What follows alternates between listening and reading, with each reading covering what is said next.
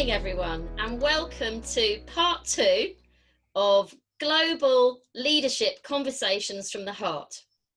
My name's Fran, and I'm the founding director of Heart-Centered Leaders. And today I'm delighted and excited to have a conversation with Julia Lynch, the founding director of Global Girl Project. Good morning, Julia.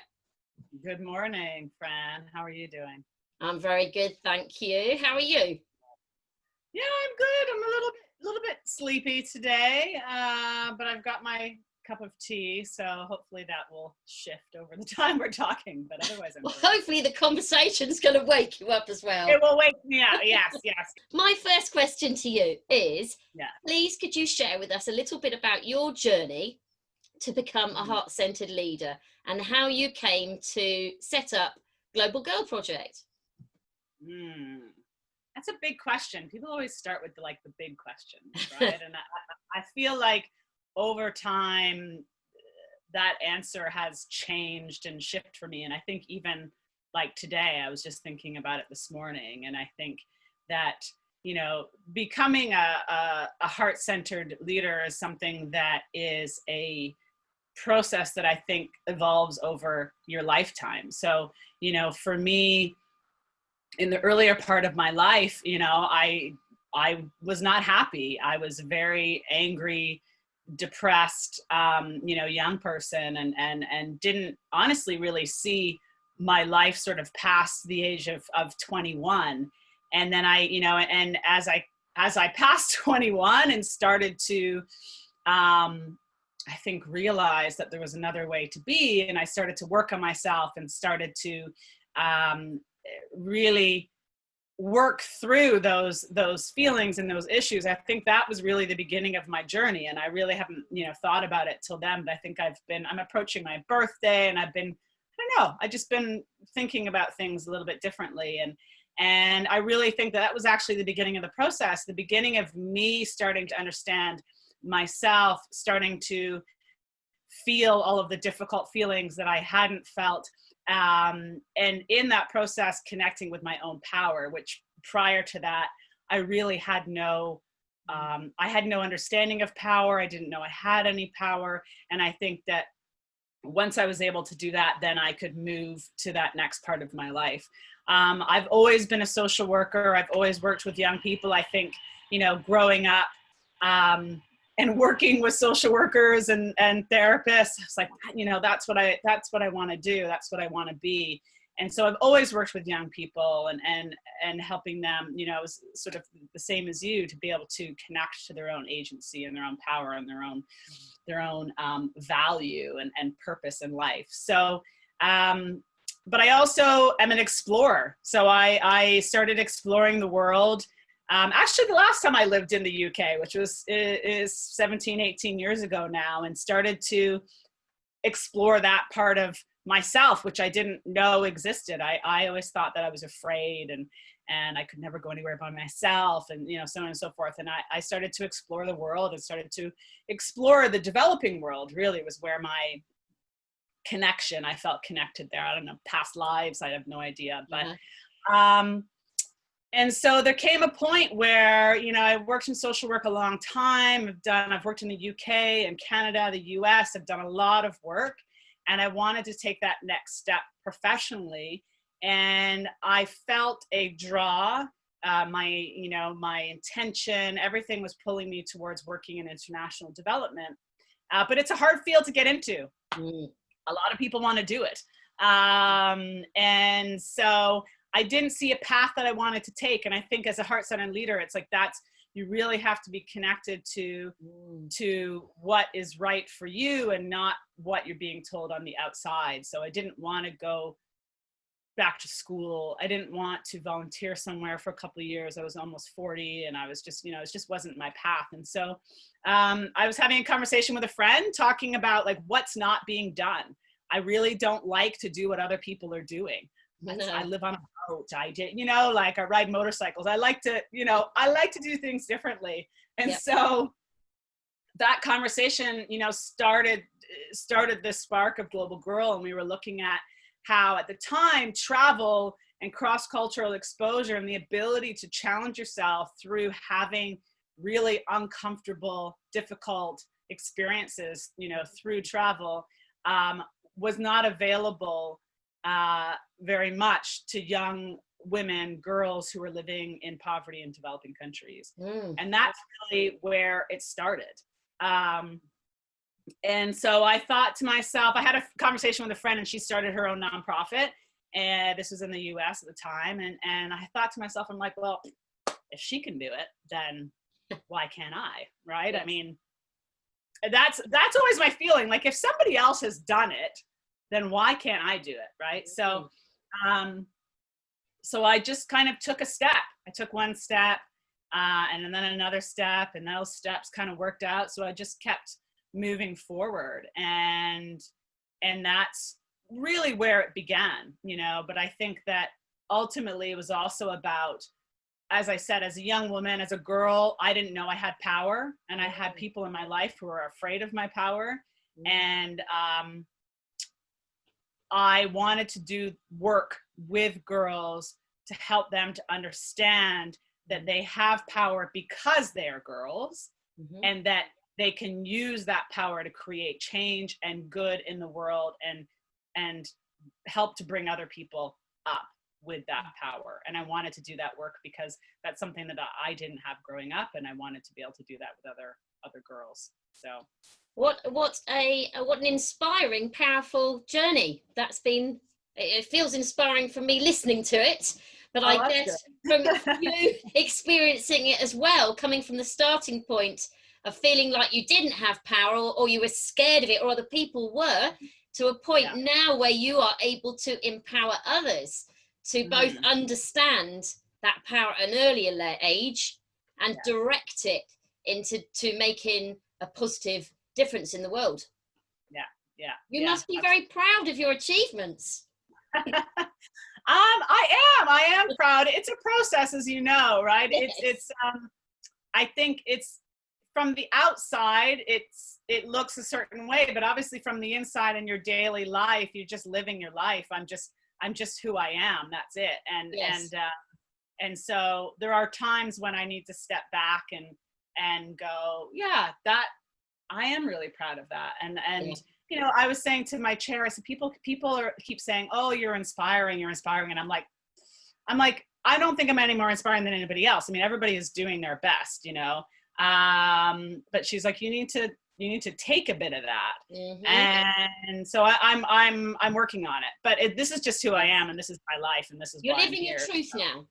So it must feel more authentic to you as a heart-centered leader. You're doing this because it feels right, not because you want the significance or the acknowledgement.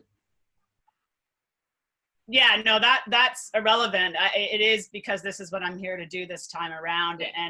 And this is what I've been working, you know, my whole life to be able to get to.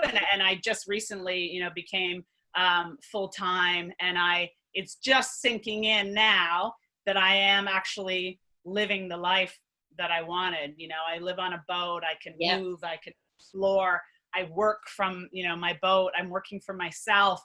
It's you know, I'm doing the work that I'm passionate about, that I care about, and hopefully creating some change. So it's pretty cool. Fantastic. And why do you think we need more heart-centered leaders in the world right now? Well, you know, I think that anytime we can come from our most authentic, vulnerable space, then we are doing what it is that we were meant to do. And I think that, you know, we live in a world where so many people are caught up in everything else besides that, you know, what it is that we're supposed to do, you know, what our parents think we're supposed to do, what society thinks we're supposed to do. You know, we want to make more money, we want to have the car, there's a million different things that have nothing to do with being heart-centered and leading from, you know, from that authentic space. And I feel like if each of us can do that for ourselves, then we really will change the the frequency of the world, right? I mean, this is what we need. This is what I think with COVID, you know, is a part of a call to that, is that the frequency of our global society needs to change. We don't care about each other enough. We don't care about the environment enough. And I personally see, if we could lead from that heart-centered, authentic place individually, and then obviously that's a ripple effect of the collective, then we really will create that change that we're wanting to see. And obviously it takes time, it takes generations, but now more than ever, the impact will be if we do manage to lift those vibrations. What will the world look like? I think that we ultimately will realize that we're all the same, and we're all family, we're all brothers and sisters, we are all connected. And, you know, so many of us, one of the biggest struggles in the world is around us feeling disconnected. This idea of them and us, people feeling really alone and depressed and not having purpose. And, you know, one of the things with my travels and traveling to kind of really small communities where people feel connected, it's very different. And I think that if we could, as a global society, feel that, then we wouldn't be so angry, and we wouldn't hurt each other. We wouldn't, you know, like, just so many of the issues, we wouldn't be out for just ourselves. You know, if you look at COVID and you look at the countries that have done well, and this is kind of just from my perspective, mainly countries who come from a perspective of us as opposed to them. You know, countries that are about the collective have done better, because this is something that is requiring you to take actions that may not be about yourself. It's going to be about other people and how it might impact other people. And I don't know why it's so difficult, but so many of us we don't understand, or we do and we don't care. I don't really know, but I think ultimately that's how we will create real change, impactful change, and people will live lives that they are happy with because they are connected. And that's really, you know, that for me is, you know, connections about everything. Connection to yourself, connection to your community, connection to just everybody. That's what's great about living on a boat. Like, everybody, you know, I go for a walk and it takes me forever, because you just talk to, you know, anybody who lives on a boat, you talk to each other, you greet each other. You know, I don't know anything about you, and there's totally different people who live on boats. You know, there's people who I'd never otherwise even see or associate with, but there's something about, and it just feels great, just because why not? Exactly, you know. So I think that's, hopefully that answers your question. But it definitely does. Thank you very much. And how do you feel that you fit into that bigger picture? I mean, I fit into it because that's personally how I lead my life. And I think that you can only lead by example. Yes. You can't tell other people what to do. So you need to do it yourself and show an example of. But then obviously in founding Global Girl, I have taken that a step further and am working with, in my case, you know, young girls who really aren't getting this message, to be able to give them the tools to also become role models to other people, and also live their, you know, their most authentic life within the, you know, the space that they can.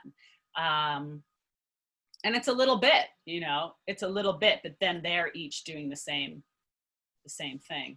And what do you see as the key barriers, kind of making it harder for them, those girls, to do that without your support? I mean, there's a lot of barriers, obviously, but I think the key ones are, it's really just having two things, being told, right? Being like actually told, like you do actually have a voice. You actually have a voice. And taking them, a lot of the work that we do is like showing our girls that they have a voice and taking them through experiences that will show them that they have a voice. And then taking them through experiences that will show them how to use that voice.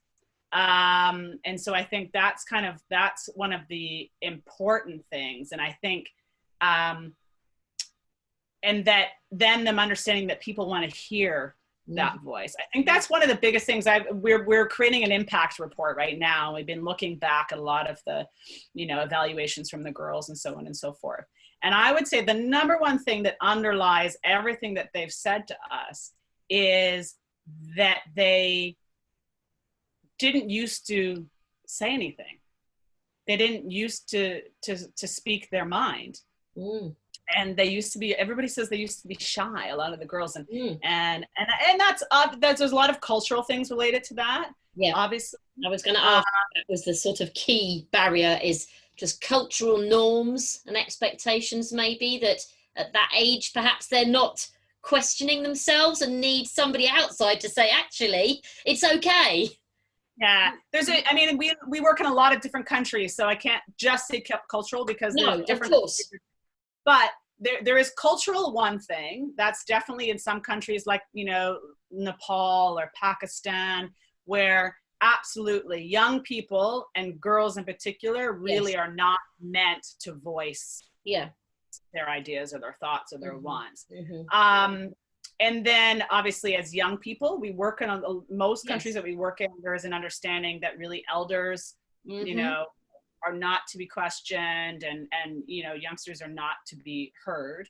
And then I think also just in terms of where a lot of the countries are in terms of gender equality, they are, they're in a different space than we may be in the UK or the US or Canada.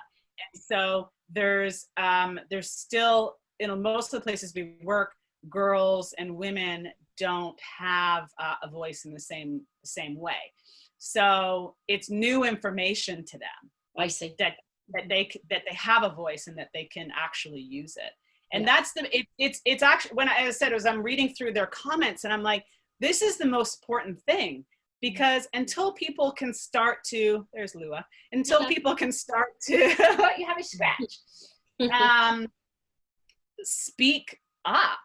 Yes. And speak their minds, then first of all, we don't know what they want, but they're also, they're being an example to other girls and women.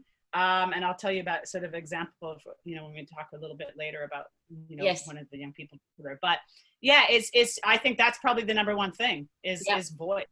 Voice. Yes. Is really important work you're doing there. And yes, I wondered whether there might be, I'm sure you've got lots of stories which have touched your heart in terms of what the girls have then gone on to do in their own communities, making an impact once you've helped them see the power in their voices and their ideas. But I wonder whether you could share with us perhaps just one story of one of your girls who's particularly inspired you. Yeah, it's a very difficult question because they all have, honestly, in their different ways. And we, this is, I will put out there as our, our little shout out, is that because they all have, we actually are creating a book for young adults right now. Fantastic. That is authored by 8 of our girls. Because throughout the years, I was like, these stories are amazing. And these girls inspire me so much.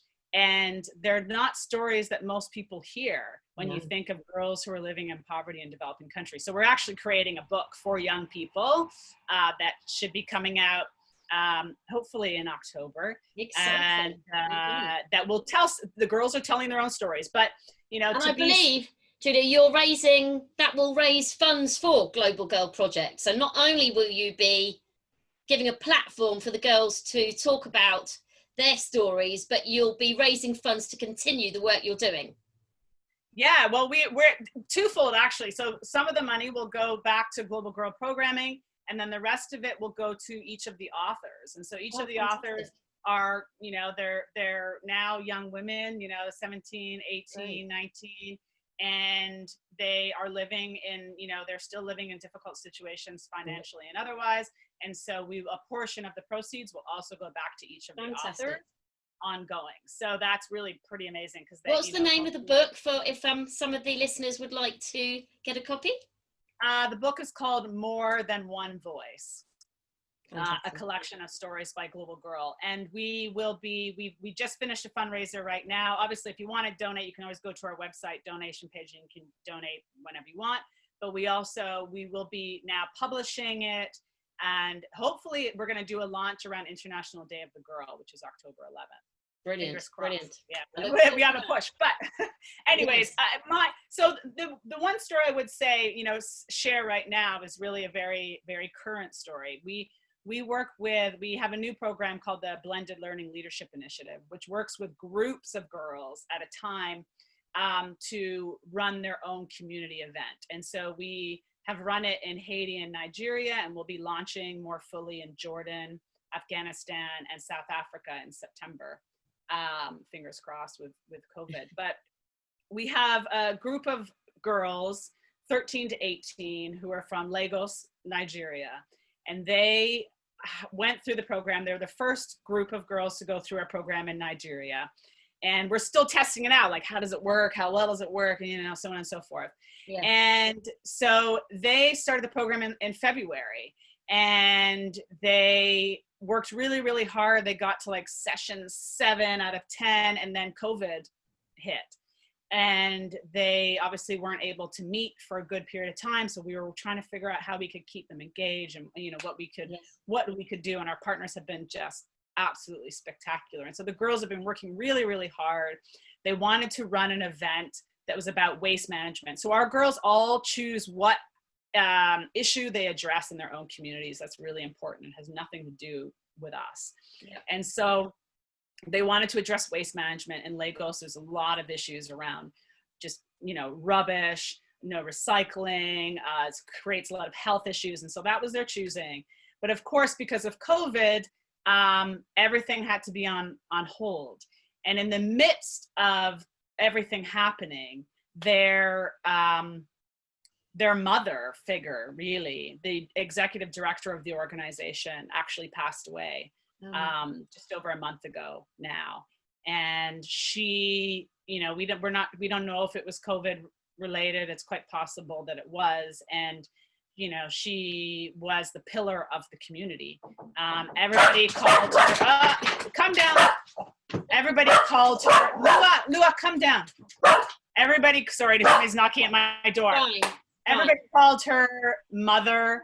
Everybody, Lua, come here, please. Come here. Come on. We're doing an interview. Come on up. Up. Come on. So everybody called her mother. Everybody called her, you know, she was everything to them. And she died. And it was for a lot of the girls, maybe the first time they'd experienced death. It was a really, really difficult time. Yes. And so we weren't sure how we were going to go on. And she was the leader of this entire, you know, we didn't know how we were going to go on, if we were going to be able to do this. And so the girls chose to use this death as something to push them forward. Wow. The dream of Aramide was that Global Girl would just expand and grow. When I met her, she said, I have 80 girls. Can we work with 80 of the girls? And I was like, well, let's start with 10. Yes. You need to get some more money, but yes, eventually we would love to work with all 80 girls. And so they last weekend ran the event. Yeah. They had to change it because of COVID, so they could only have like 50 people attending, which is still, you know, a good amount. Okay. And they ran this full day event. They had speakers coming. We got a bunch of like recycling barrels donated. They went to a market and they went and helped clean up this market, which is a really, really very dirty sort of area where they're selling food and so on and so forth. And the girls said to me, they said, it was the most it was the most life-changing experience, because there was people who were watching them, people that were taking photos, people were asking them, like, what are you doing? And some people even said, a lot of the women said, like, why are you picking up rubbish? That's not okay, right? Because in Nigeria, there was this perspective that that's something kind of below, right? Yeah. This is dirty. And the girls took the opportunity to educate and to say, no, this is our community. Our responsibility is to keep it clean and healthy. We're selling food here. This is really important. And they even showed the women how they could take the recyclables and make money with it. Fantastic. Create items that they can make money. And they were so excited that they were able to be in a position to teach adults something that they didn't know. And they had so much feedback of, like, the women and the other people in the markets and, in the plaza where they did their event, they didn't know that they could clean up their environment. They didn't know that they could make money from this. And the girls said, like, besides all that they said to me that they felt privileged to be a global girl.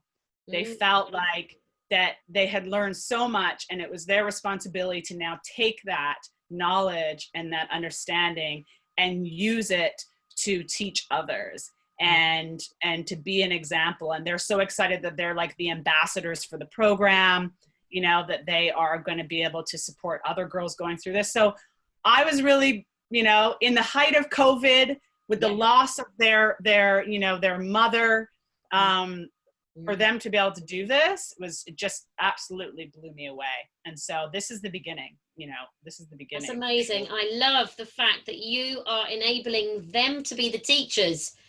How rarely do we listen to the young people, and also that they're really excited about that newfound power, which they're equating with responsibility. I mean, what an amazing use of that newfound power. Absolutely. And this is what it's about when you're talking about being a heart-centered leader, is to understand that power needs to be used for good, to create change, to lift other people up, to connect with their own power. Power is not to take the other people down. That's not power. No. That's ego. That's not power. Absolutely. Not absolutely. Power, right? And so that's really, I think, my life's work. If I'm able to work with other girls to mobilize them to do that same teaching in their own communities, with their own families, with their peers, then my work is done. So it's beautiful. I'm so proud of them, and it's just the beginning. So yeah. Fantastic. I can see that Global Girl is going to go from strength to strength, and those girls are very lucky to have you as their role model. And just thinking about a lot of our listeners at the moment who are probably acutely aware of lots of issues in the world at the moment, and perhaps for some they're feeling a little overwhelmed, maybe wanting to step up and have a bigger impact, but not quite knowing how to start or where to start. Could you perhaps share one tip with them about how they can make that difference, or make a start in their own journey to become a heart-centered leader?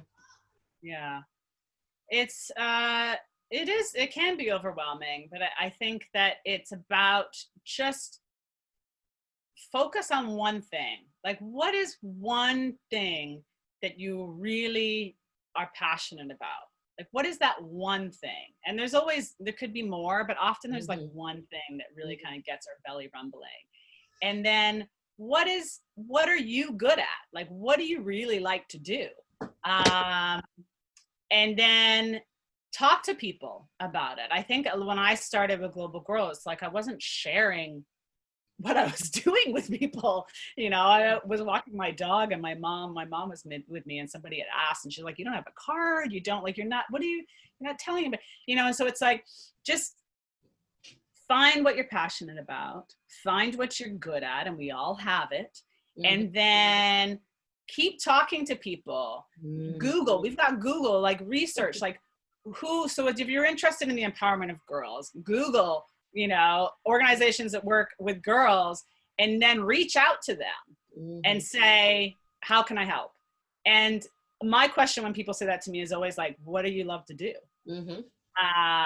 And then there's always a way to use it, because that's I think is ultimately the key, is that you have to take what you love to do. You know, we're still working in Haiti, but when we started working in Haiti, we had a couple of girls who had come on our exchange program in Nepal, and they were saying, they're so overwhelmed because there's so many problems. And Haiti is a really amazing place. It's a really difficult place. There's a lot that's going on, and the girls felt overwhelmed. They're like, how do we even start? And how do we really have impact with everything that's happening, all the corruption that's happening, all the, you know, and I said the same thing to them. It's one thing, you know, and we have, I know I couldn't give another example, but like one of our girls who's from Haiti, you know, she was the one who had said that. And she, in the exchange, realized how much she loved working with kids. She didn't know that. We were doing an activity. She's like, I realized how much I love working with kids. So then she created a project. She's interested in gender equality. So she created a project that was with kids in her community about gender equality. And this was a couple of years ago. I spoke to her recently, and because of COVID, she wanted to continue working with these young people who were feeling alone and scared. And so she started a reading, not a group, but a reading service where she would do it over the phone, and she'd read children books over the phone, you know, and it's like, that's a little, and she's like, how old is she now? 19, 20, you know, and she lives in Haiti. So it's like, she's passionate about working with young people. Yes. You know, she's really interested in gender equality and literature, and she put it together. It's pretty simple. Amazing. You know? That's a great tip. I think it was Howard Thurman that said something along the lines of, don't ask what the world needs, because what the world needs right now is for more people to do what they love doing, and to be lit up by their passions. So it sounds like that's what you agree with. Find out what really lights you up and what you're good at, and go out there and do it. Yeah, and don't let sense talk you out of it. You know, people are always people you could come up with a million reasons why you shouldn't do something. There's always a million reasons. Don't listen to those things. No. Listen to your heart, listen to your intuition, and do it. And I can guarantee you, most of the time, it will make no sense whatsoever. Yes. And that's a clue that you're doing the right thing. Excellent. Well, I want to thank you so much for joining me today. It's been a joy speaking to you. And I know that you'll be carrying on straight after this, focusing on your good work. And I look forward to catching up with you soon and hearing about how you are going from strength to strength with your girls. Right. Thank you so much, Fran. Thank you for having me. And obviously thank you for supporting Global Girl, you know, through your own coaching and so on and so forth. It's definitely, you know, it's been a huge help. So we will. Next strength is on the way. So thank you. We're all here to support each other, aren't we? Absolutely. Absolutely. You take care. Thank you so much. Thank you. You too. Bye for now.